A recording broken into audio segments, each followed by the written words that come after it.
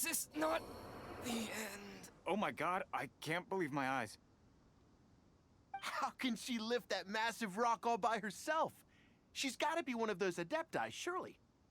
O mighty Adeptus, please give me your blessing, so that in the coming year I may reap a more bountiful salary.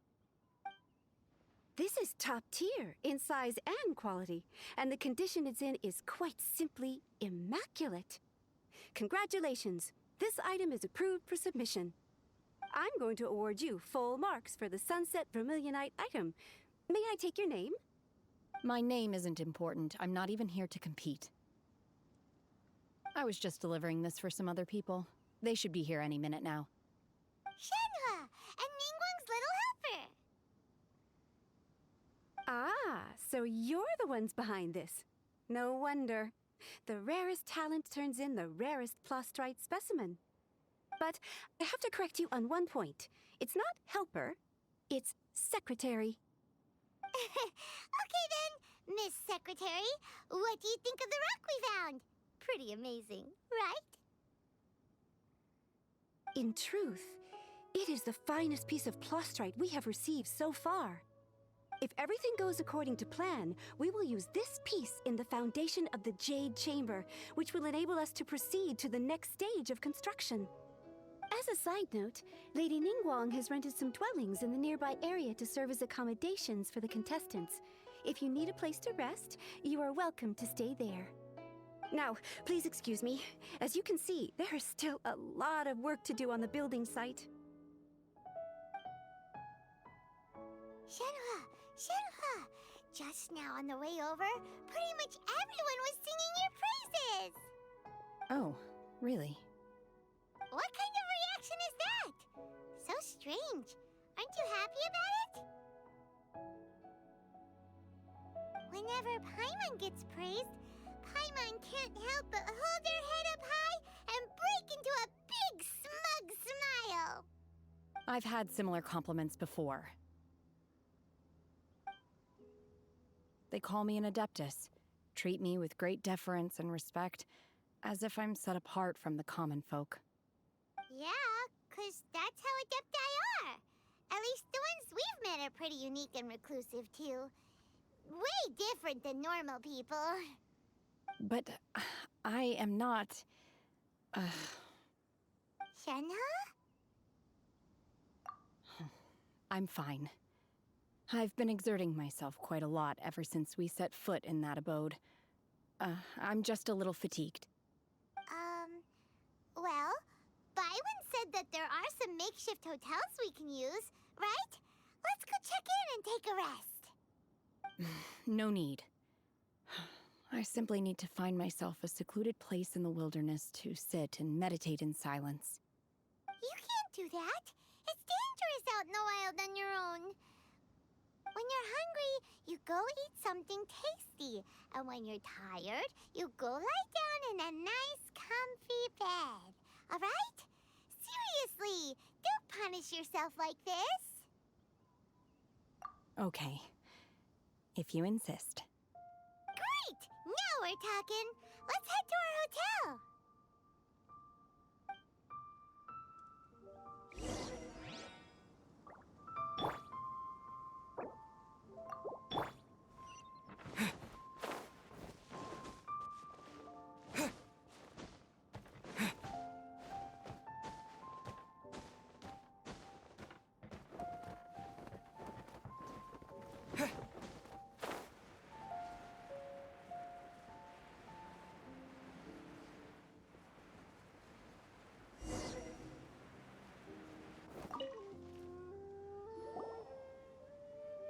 Hi there.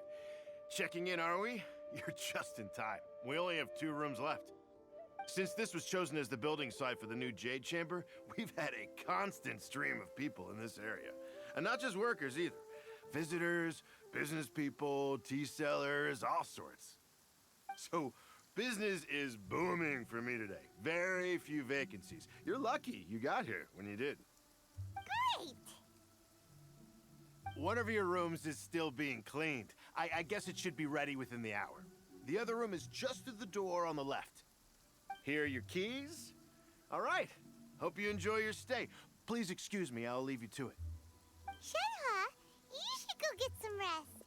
We'll hang around outside until the other room's ready. Paimon's gonna go see if there's anything good to eat around here. Paimon couldn't help but notice one of the guests walk in with a huge grilled chicken drumstick before.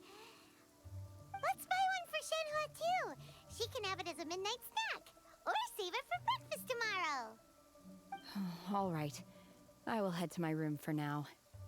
If you need anything, don't hesitate to disturb me. I'm a light sleeper. I will hear if you knock on the door. See you tomorrow.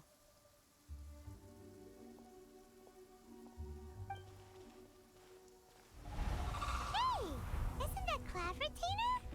What's she doing here? Let's go and say hi.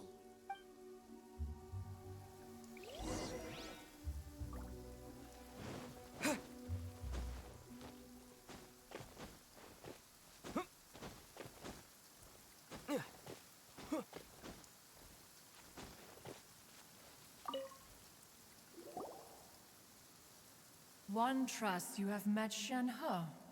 So, are you getting along quite well? So far, so good. Yeah. So, you know Shenhe too, Cloud Retainer? Naturally. Save for Ganyu, who spends the majority of her time in Liyue Harbor. All the Adepti living today are acquainted with Shenhe to some degree. Cool. So, what's her Adeptus name anyway?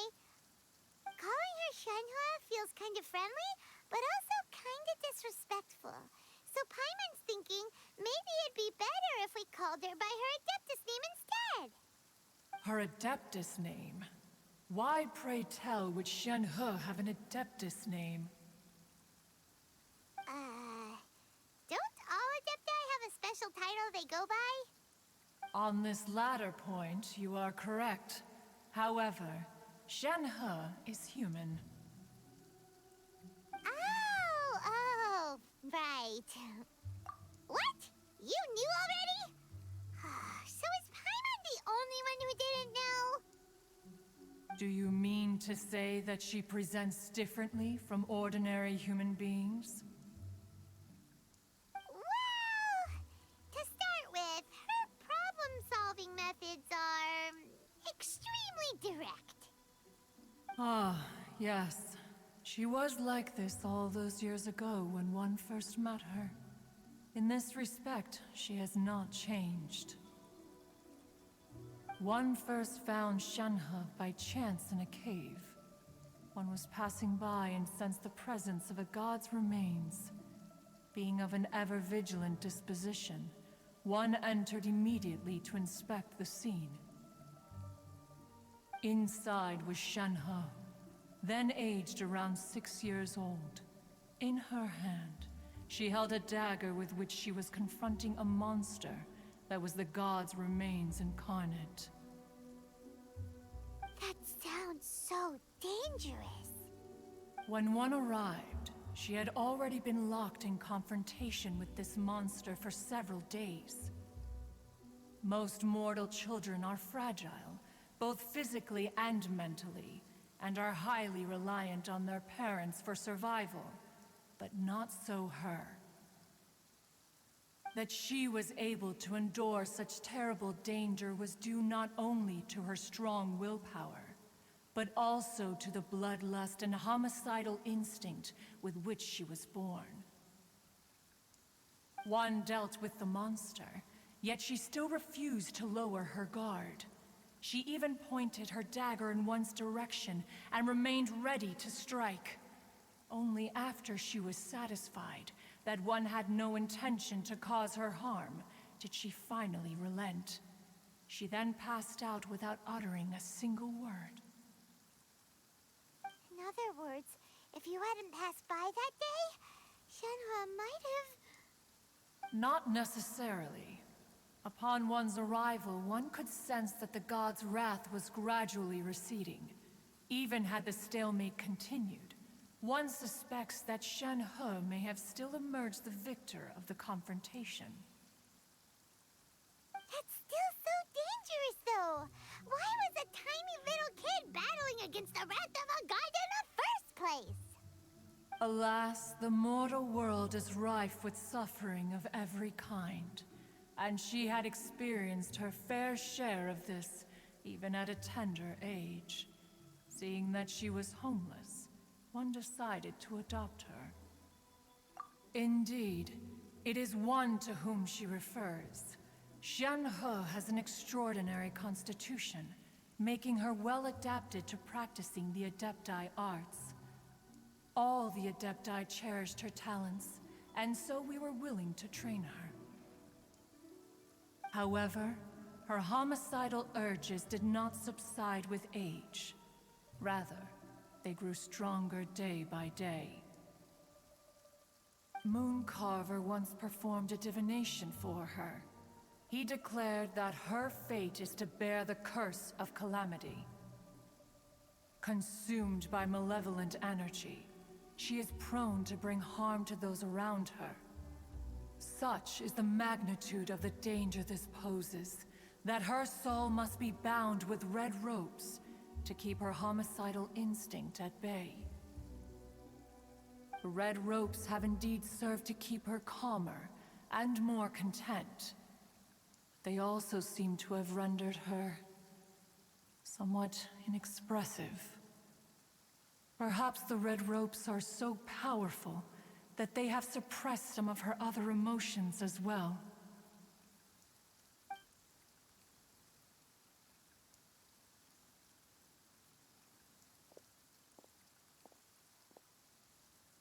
It is only by fate that people's paths may cross.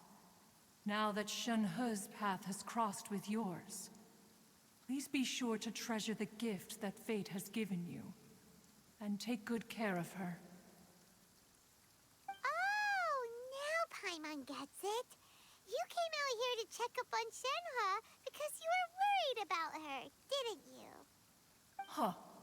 You dare draw such a facile conclusion on the nature of one's present excursion? Incorrect. The truth is that while Liyue Harbor may seem peaceful today, danger is always lurking in the shadows. Ningguang once made a bold assertion that this is to be the era of the contract between Liyue and the humans.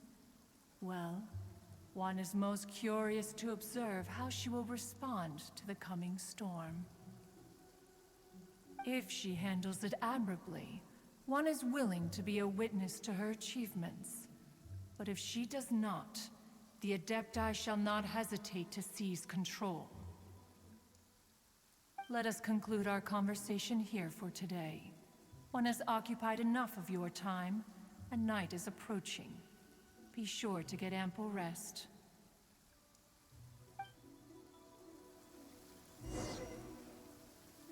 So, Shenhe isn't an Adeptus after all. She just grew up around the Adepti. Oh, no wonder she doesn't like being treated as an Adeptus. Having everyone falling over themselves to show their respect all the time must be kind of hard to deal with.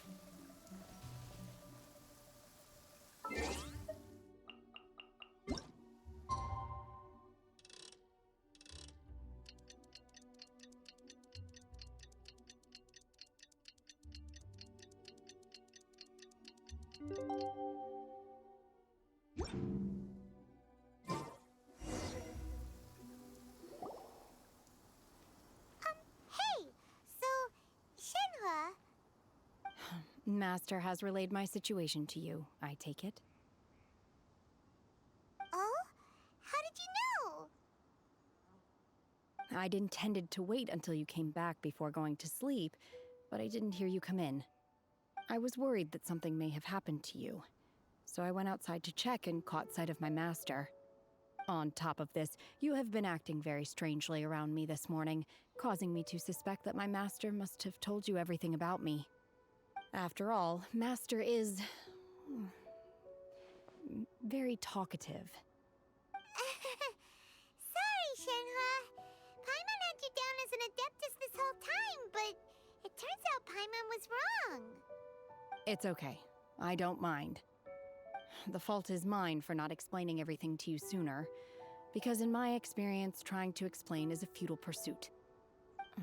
Still, though you mistook me for an Adeptus, you never treated me as distant and unapproachable. Instead, you treated me as you would a friend. For this, I am very grateful indeed. To be fair, we've met our fair share of real Adepti, too. Anyway, now it's settled. From now on, you're our friend. Whether you're an Adeptus or a human isn't the important thing. First and foremost, we're just plain old friends. Got it. Although I don't know quite what it entails in terms of what I have to do, I must say I like the title, Friend, very much indeed. Great! Well, now that we're all rested up, we should start searching for the other 2 items on the list.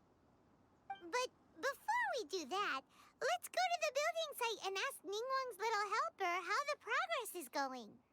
After all, Sunset Vermilionite is so rare. Paimon doubts many competitors will really be able to find any. If it turns out some of them have given up already, we'll be able to take things a little more slowly. Oh, and another thing. We bought some grilled chicken drumsticks on the way back last night. There was a place just outside. Here's one for you, Shenhua.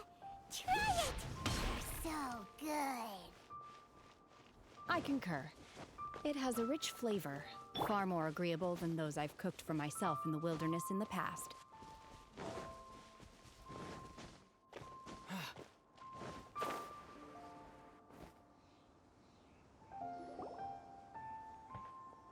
Look! Look! The Jade Chamber is floating into the sky! But it seems to be tied down by something. That's because it's not finished. Hey, Bywin! And hey, Beto! And hey, person Paimon doesn't know? Given the enormous scale of the Jade Chamber, we split the construction work into 2 phases to make sure the structure remains balanced. Before we find some suitable plastrite, we build the Jade Chamber's keel at ground level. Once the plastrite is ready, we place it into the keel and let the partially constructed Jade Chamber rise up to the height of the surrounding mountain peaks.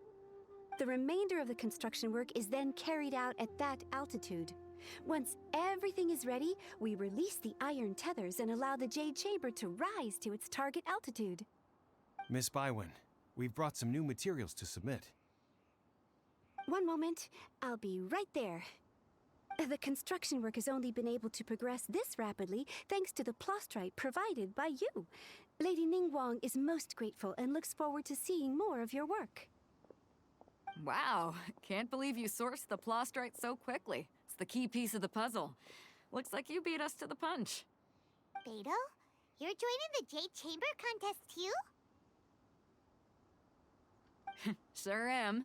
I happened to get my hands on a chunk of Sunset Vermilionite on a voyage a while back, so I figured I'd bring it over. Huh. So even though it's rare, we're not the only ones who managed to get a hold of it. Oh, I've got some introductions to do. This is the renowned Miss Yun, or Yunjin, probably the most famous figure in the Liyue opera scene. Greetings.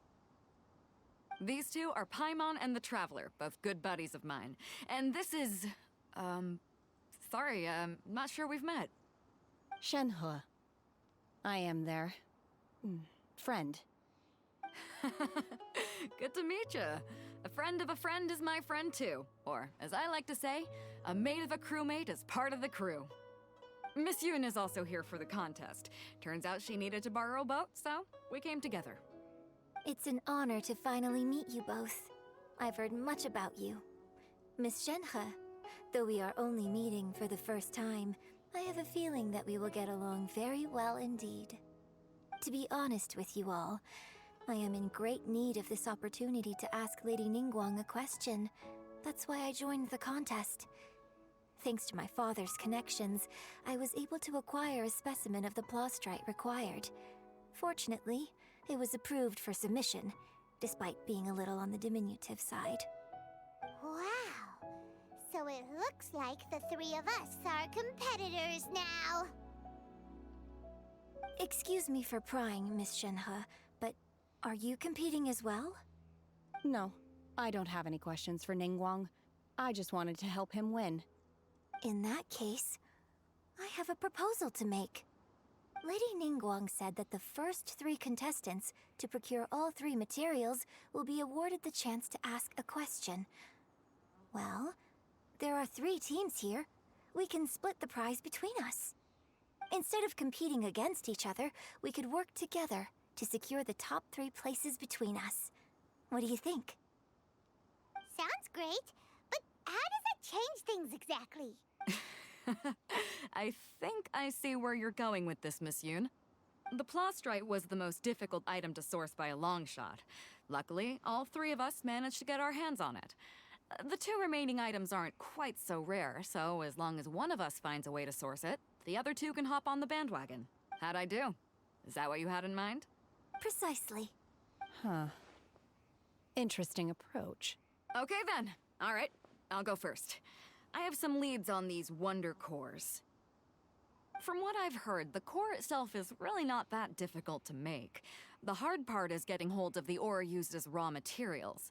I'm gonna head back to the ship and ask Suling if he's heard of them. You guys...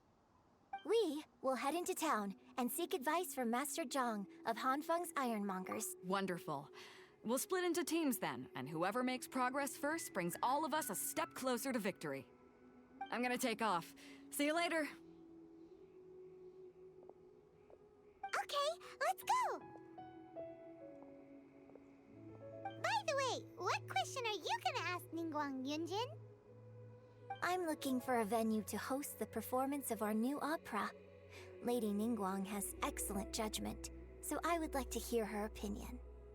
Ooh, what's the opera called? Paimon wants to go see it. The opera is a labor of love by my father. He wrote it based on a popular urban legend about an evil spirit and an adeptus. It's called The Divine Damsel of Devastation.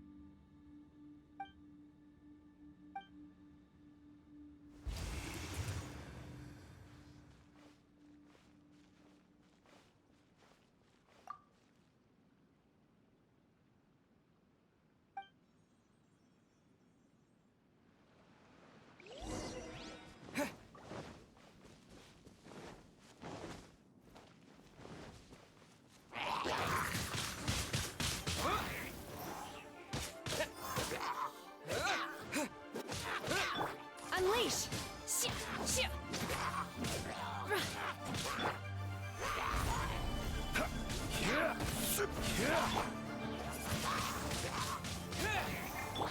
it rain.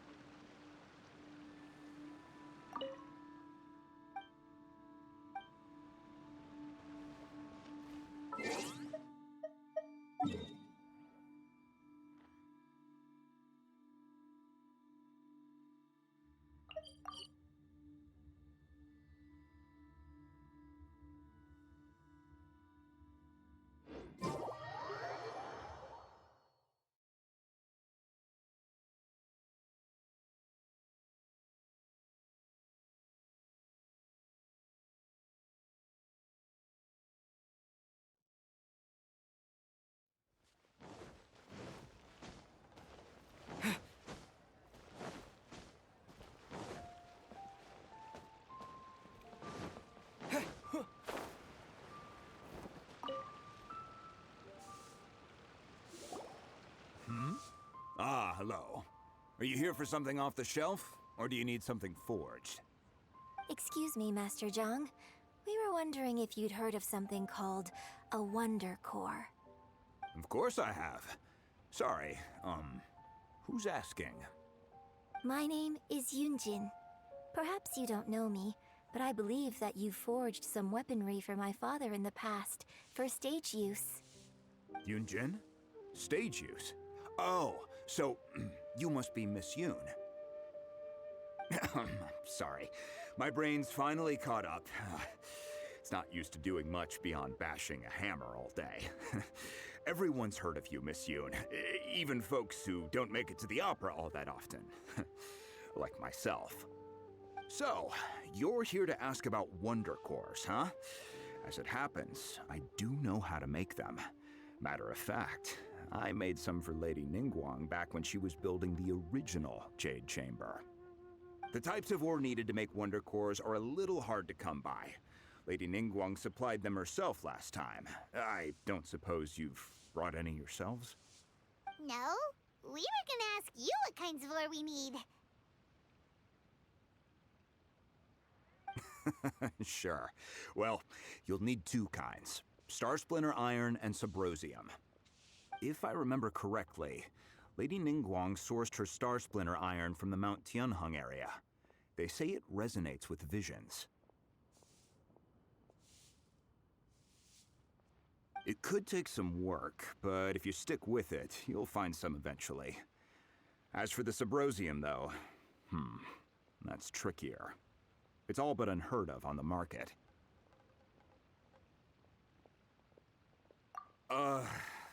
I'm really not sure. Sorry. What I've heard is that the people around Mount Tianheng have some sort of magic trick that can pinpoint the location of the stuff. Of course, it's probably just hearsay. If you want my advice, start by looking for Star Splinter Iron around Mount Tianheng.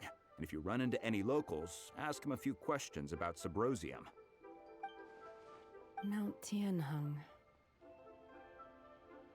Interestingly enough, the story of the divine damsel of devastation also takes place on that mountain.